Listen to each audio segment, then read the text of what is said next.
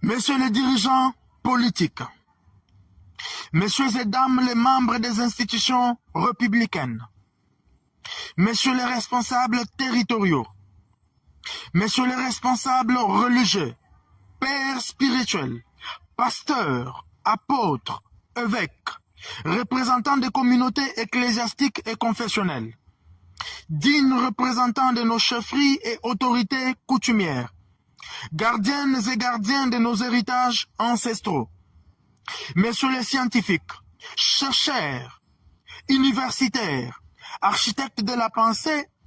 bâtisseurs de la connaissance nationale,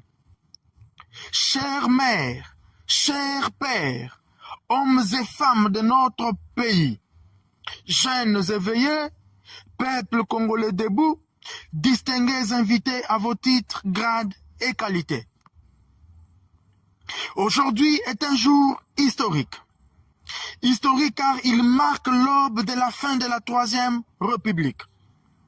Historique car c'est le jour de la séparation inéluctable entre le peuple congolais, notre peuple magnifique, fier, et les machinations pernicieuses du système politique instauré depuis des décennies. Un système de prédation, un système tribal,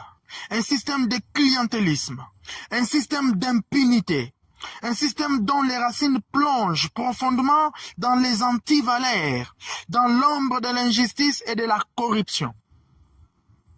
La Troisième République 1997, à nos jours, restera l'ère d'un État qui a cessé d'être le gardien de son peuple, incapable d'exercer le monopole de la force et ayant abandonné la nation à l'insécurité chronique. Nous sommes réunis aujourd'hui, non pour répéter les illusions de cette République, mais pour annoncer une rupture profonde, une révolution qui ne se limite pas aux mots, mais qui s'incarne dans une architecture nouvelle de l'État et de la société. Une rupture qui marque la fin de cette République pour une autre plus consciencieuse. Une autre République qui ne sera pas un simple changement de décor, mais une transformation radicale et structurelle pour le système que pour les individus. Nous annonçons la fin d'une République championne en discours, héros dans les promesses, mais lâche et incapable de protéger, incapable d'éduquer, incapable de cultiver, incapable de produire, incapable de coder, incapable de soigner, incapable de